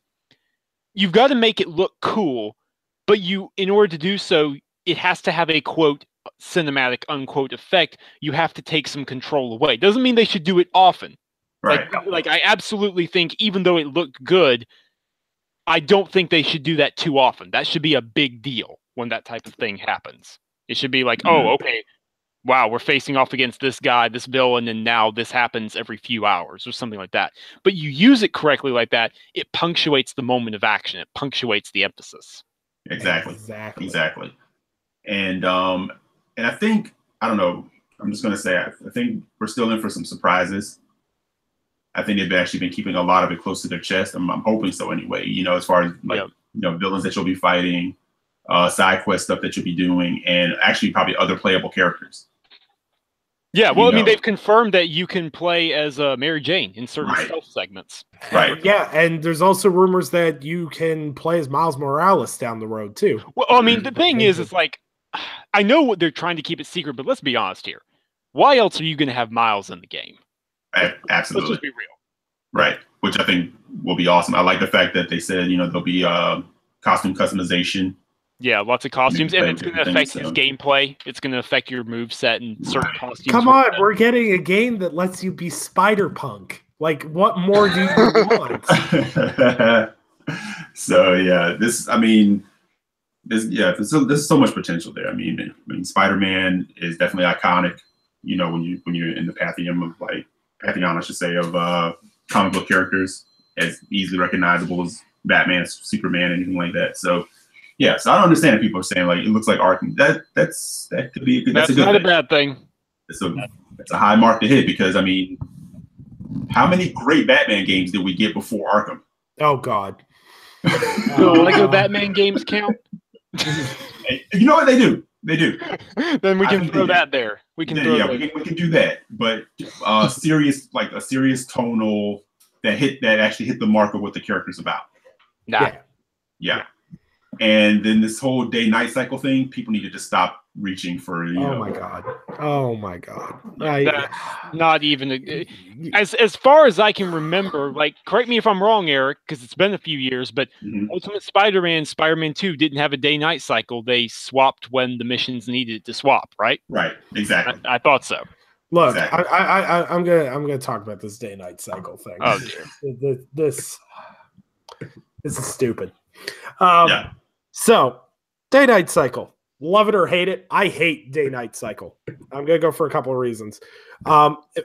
If anyone played Ghost Recon Wildlands when it launched, the day-night cycle count was like you'd spend 5 minutes in daytime and then like 30 minutes in absolute pitch blackness. Like when the original night cycle in that game was like you'd spend 20 minutes and it'd be nighttime, then you get like 3 minutes of daylight and then switch back to night mode. And the darkness was impenetrable. Like you constantly, like I spent more time with my screen being green from night vision. It gave me a headache. They corrected that with patches. It's like a 15-minute split. But personally, I prefer to have it all during the day unless specified for a mission, because it's easier to see things when it's bright out. Graphics pop more on a day cycle, and people could say I'm damage controlling, that it doesn't have a day-night cycle. But honestly, does it really make a difference? Like, if you're one of these people that's sitting there, like, I've seen it too, and it makes me disgusted. Is people are like, I'm canceling my pre-order because there's no day-night cycle. No, they didn't have a pre-order to begin with. Let's just here. That's like the people. I'm throwing those in the same pile of people who said, "Oh, well, I'm canceling my pre-order because State of Decay 2 is blah blah." No, you didn't. You never had it pre-ordered to begin with. Let's just cut the nonsense right now. Let's all be real here. Right. Yeah, it's like Arkham game, Batman didn't have night cycles. Well, I mean, yeah, but he is the knight. So. Right. So it's not like it's what are we even talking about here? A majority of the time when you've seen like some of the Spider-Man movies, he'll swing around the city at night. Most of it happened in the daytime. Yeah, right. And here's the thing, though. Well, most of the game take place during the day, sure, but I guarantee you there's still going to be some night segments. Yeah. I guarantee there's going to be some night There's going to be a boss battle against some sort of enemy, and frankly, I'm thinking a symbiote is going to show up. I'll just throw my thoughts out there right now. I think that might be one of those things they're keeping close to their chest. I don't know if you feel the same way, but but it's just, I mean, ultimately, guys, like we said, it's just one of those things. People are just like they're reaching for pretty much anything. Pretty much. Yeah.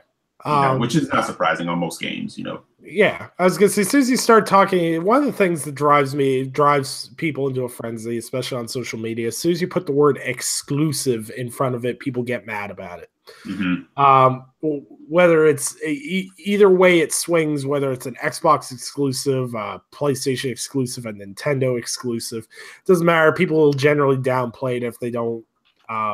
They'll find stupid things to nitpick, but we'll nitpick exclusives to the bone, but we won't nitpick AAA games that lack content or anything that way. They get a pass. If you're a multi-plat developer, you get a pass on this kind of stuff. Well, you don't hear people getting outraged about day-night cycles on any other game. Like, I never even realized. I didn't see any of that going on with Far Cry 5. Nope, you didn't see. I mean, you have a little bit here and there, but that's because of the political stuff, and we are not going there right now. So, throwing that aside, no, you didn't see any of it. Yeah, and you don't, like Nick said, you don't often see that when it comes to a multiplayer game. You see these things going on in the list war, right? And it's just like people just stop, Yeah, I don't know. All right, so I'm going to field a couple of people have kind of talked in the chat, and what we're going to say. I'm going to start with. Let me just scroll up here. B Money asked, "Do you guys think this is a one-off or part of a series?" Marvel basically confirmed that this is part of a series just now. Oh, really? Oh, I did not see that. Okay. This is a quote. Shout out to Mark Woodland on Twitter, and he's in the chat right now. He sent this to me on Twitter. This is a direct quote from Marvel. They said, "We've had a long history of success with Activision. We still have a great relationship with them. But with the future of the Spider-Man console games is with Sony and Insomniac, we're delighted about this partnership. And that's something that's going to continue going forward. With regard to other console partners, stay tuned. There's many more interesting additional things to come, but Activision is in the past with regards to Spider-Man." Ooh. The interesting thing is we're delighted about this partnership, and it's something that's going to continue forward. With regard to other console partners, stay tuned. That is an interesting way of putting it. That is an interesting spin on things. I'm sure fanboys will spin it which way or that way. I don't think necessarily. I think this game will be exclusive to PS4, and it will always be exclusive to PS4. Simply for one thing, Sony's publishing it for one thing.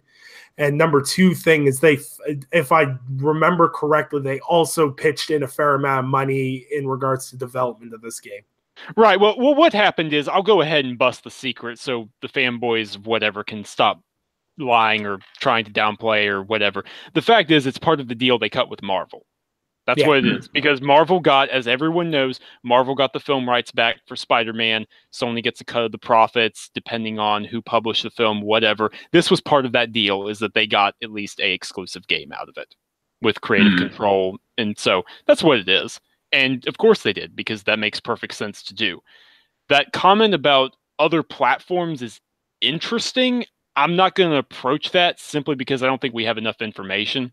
And there's a lot of different ways you could take that, too. There's a lot of different ways you could take that, but it's a very standard PR answer to the question. What I think may end up happening is this first game may be an exclusive in regards to the PlayStation platform, but going forward, perhaps, depending on how successful this game is, they may look at other platform options and everything else. That makes sense. That makes sense. That could be a possibility, but people should not at this point read that far into it, because that is a very PR statement right now. And let's face it, Insomniac is technically a third-party developer. They did the Resistance series on PlayStation, which was always an exclusive to PlayStation. They did Sunset Overdrive for Xbox. They did that as an exclusive. Now they're back with Sony doing Spider-Man. And honestly, as much as it saddens me to say it, I think as far as the Insomniac-Microsoft relationship goes, that may be down the tubes, so to speak. It's hard to say now. And with PR, you kind of got to read between the lines. And as far as I can read between the lines is right now, no one should get overly excited about this coming to any other platform. No, this game is not coming to other platforms. Exactly. No, this game is not. Future games, depending on its success, we might have something different to talk about. But it'd be different for me if this game was being published by Activision and launching exclusively on PS4.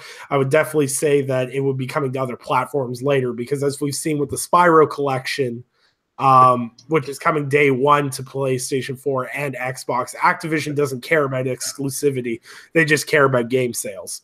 But with Sony being the publisher, I don't think there's no chance of it coming to Microsoft-based platform, whether it be Windows 10 or Xbox, realistically. And if I'm wrong, groovy. I'm with it. I could care less either way. I'm buying it day one regardless. That multi-platform master race life. I won't be missing out on that game. Mark Woodland had a question in the chat. Has anyone heard about the length of the Spider-Man game? As far as I've heard, people are ballparking it for 25, 30 hours. That seems to be the standard ballpark for these games. I know God of War has a similar time frame balled out, but you got to think this game's going to be open world. So there's obviously going to be side activities you can do as Spider-Man and stuff you can do, side activities you can do as Peter Parker as well. So that'll open a wide variety of content that they can go into. And let's face it, there was a lot of really fun side stuff in Sunset Overdrive. And Insomniac is really good at making lively, interactive, open-world games. So I could easily see Spider-Man, maybe not the main storyline, but the game as a whole, I could see you spending 30 to 40 hours playing, for sure. Which I think would be, honestly, would be plenty. Yeah, I think that'd be good, especially because they are doing the post-content launch. The sort of games as a service approach, which I'm down with. I am 100% with, because they've said it's going to include new villains, new story missions, new gadgets, and new skins. So I'm 100% with all that good stuff. Eric, you got any other thoughts on that? Sort of the stuff we've been talking about? No, I'm pretty much in agreement with you guys on that. Yeah. It's interesting for me, just as kind of a wrap up on the whole publishing versus development and everything else, is everyone jumps on how the fact that Spider-Man can't come to other platforms because it's published by Sony. But we've also seen the fact that Microsoft is publishing PlayerUnknown Battleground, but we know that's going to go to other platforms at some point, even though they're publishing and helping fund development costs. It's a general consensus that game is coming to other platforms. Well, different situations, though. Different situations. Exactly. You got to look at these details. Like, I was having this conversation with Jeff from SDGC and some other guys. First party is not as straightforward a statement as it used to be. It's a little more complicated nowadays when you look at publishing deals and, well, who helped with what and this person did that, you know. But at the end of the day, this is a first-party game. That is what it is. For sure. And it's the same thing. Like, this isn't a Crash Bandicoot, Hellblade, No Man's Sky area situation. No, of course not. Well, No Man's Sky is kind of interesting because Sony did fund that game, but it's probably to recoup losses to have it on the other platforms. But that's a whole different. They were talking about that on Podcast Unlock, and they said their best guess is it's been about 2 years. Is that whatever deal they had with Sony expired? Right, probably. Yeah. Probably. So yeah, I don't know if what they're trying to recoup, dropping that game at $50. Yeah. If you're trying to be inviting, you might want to rethink that. All I'm going to say is, even though I'm sure it's a better game now, I've heard reliably from many people it's a much better game.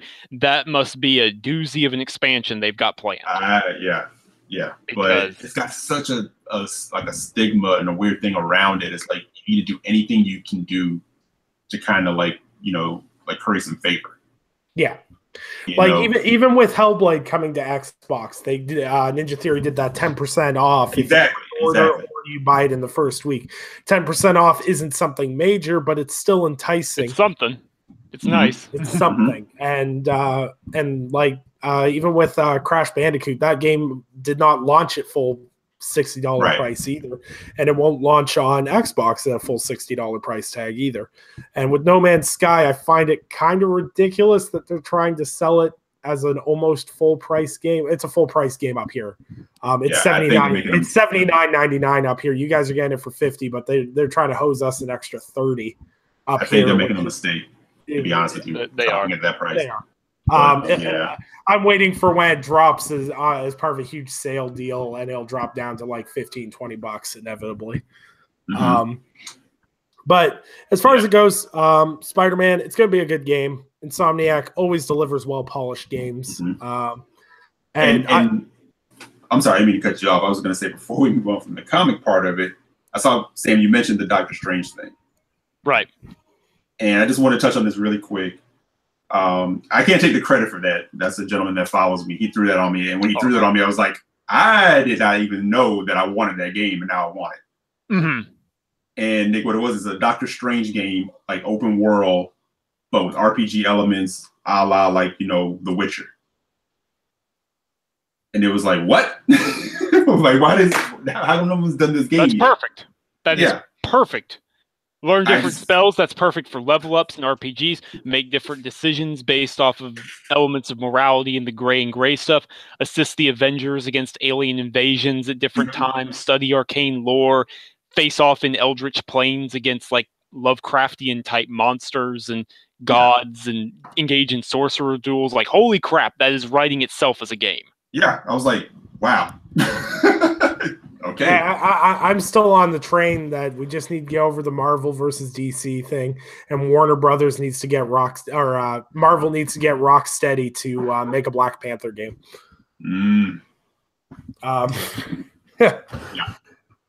But that's rather here. Before we move on from Spider-Man, I was just reading through some of the Game Informer stuff that's been re-released, and I missed some of this. Would you guys care to know what characters and villains have been confirmed so far? Sure. Yeah, go for it. Okay, so evidently, Norman Osborn is going to appear in some fashion. Makes sense. At some point. Yeah, makes sense. Here's the cool one, though. Black Cat will as well. Ooh. Okay. Which has my attention, to say the absolute least. Yeah. Going into the lore a little bit there. The game opens with the arrest of the Kingpin, who, even though he's behind bars, a la Daredevil Season 2, remains a force in terms of his criminal connections and things like that. And one confirmed side quest has you taking on Taskmaster and Shocker. Okay.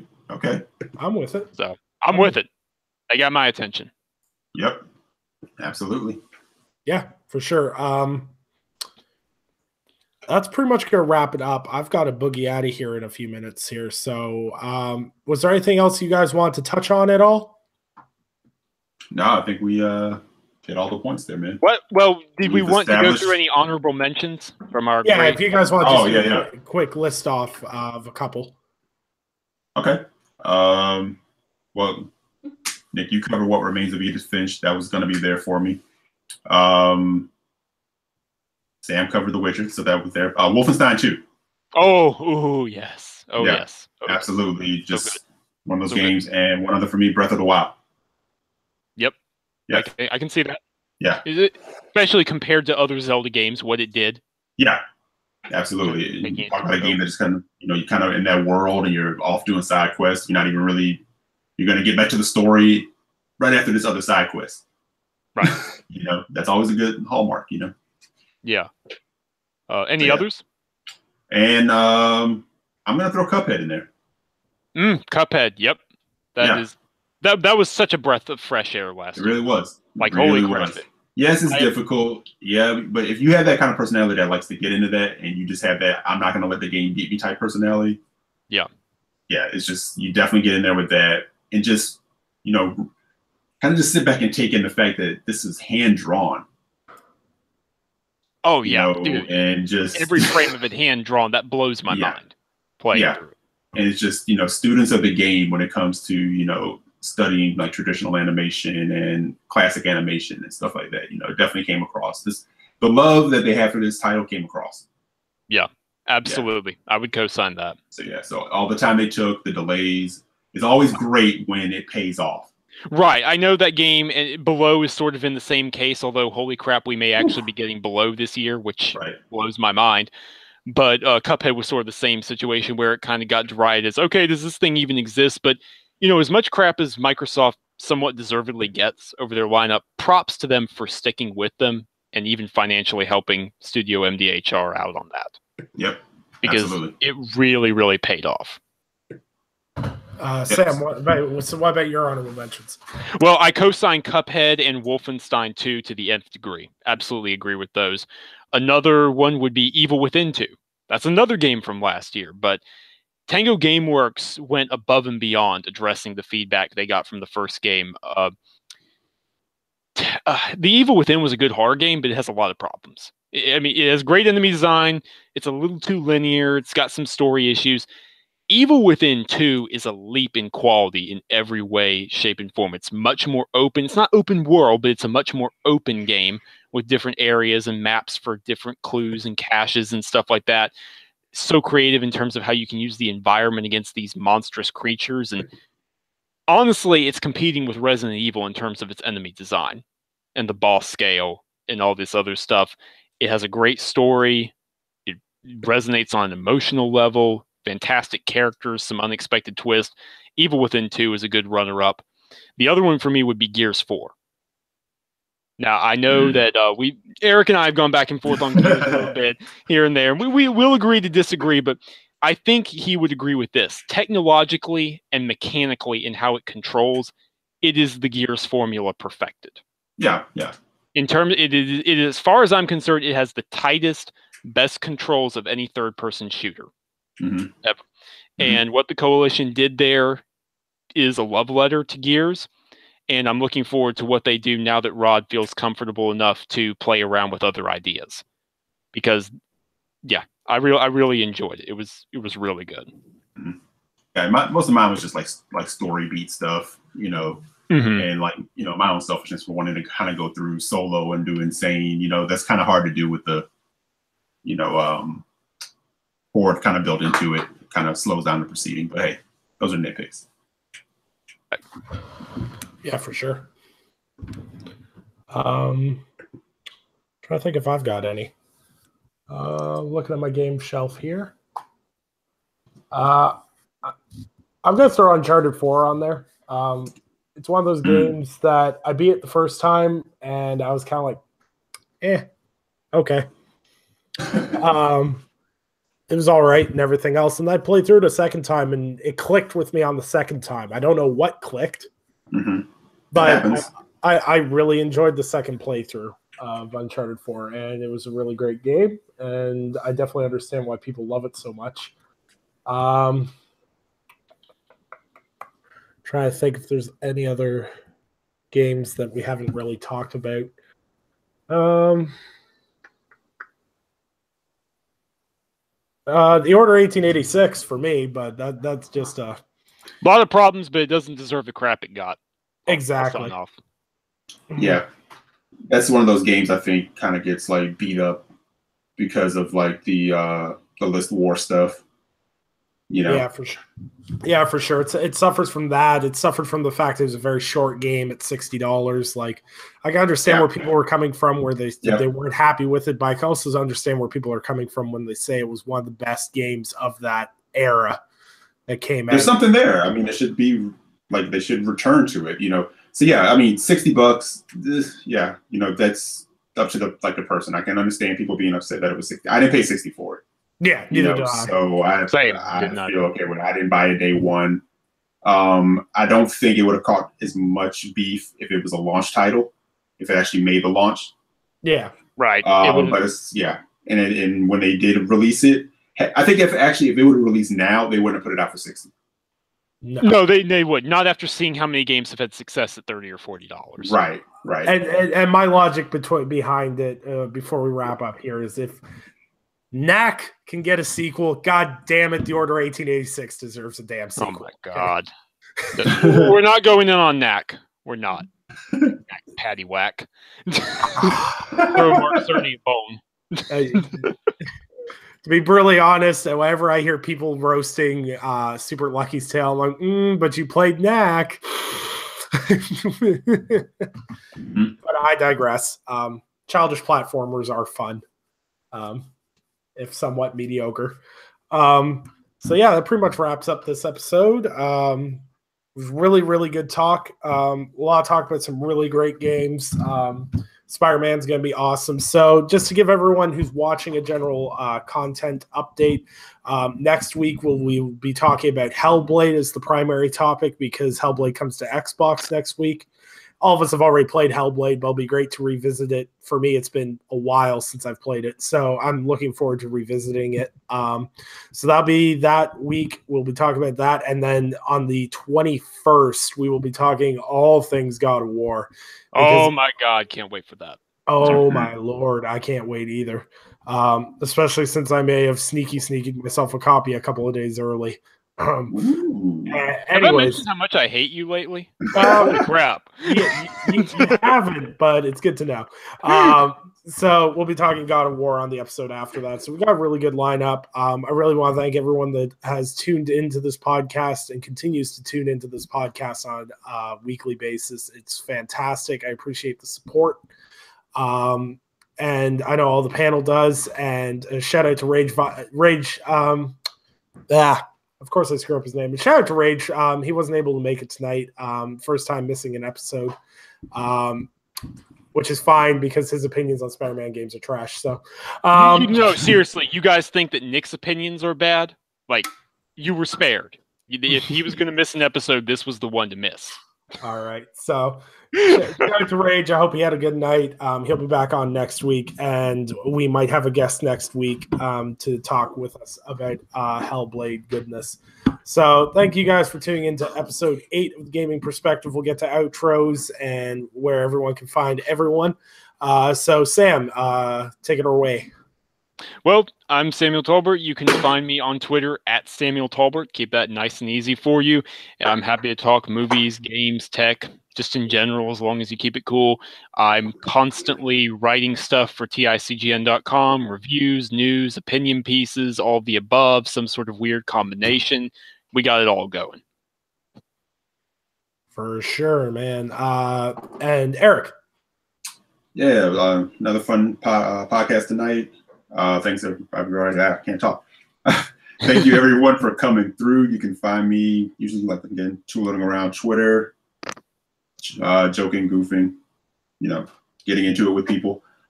EC Jackson with an X, and also Wednesday nights on Brad Podcast at 9 o'clock. For sure. I definitely check out Eric on Brap, a fantastic show. And I am Undead3XVI. You can find me on Twitter at Undead3XVI. And of course, you can also find me writing news articles and pieces on TICGN.com. Good Lord, can any of us talk properly tonight? No, man. Oh, man. Yeah, definitely check out my Twitter. I've got my latest opinion piece on why God of War could be the greatest PlayStation game of this generation. It's a great read. Great piece that I worked on so far. Death Stranding and Last of Us 2 pending. That's in the first paragraph because I knew that would ruffle some feathers if I didn't at least mention those two. So yeah, thanks everyone for tuning in. You'll be able to find us all on Twitter and everything else. Don't forget to check out the Gaming Perspective Twitter account. And yeah, thanks everyone for showing up and have a fantastic Saturday night.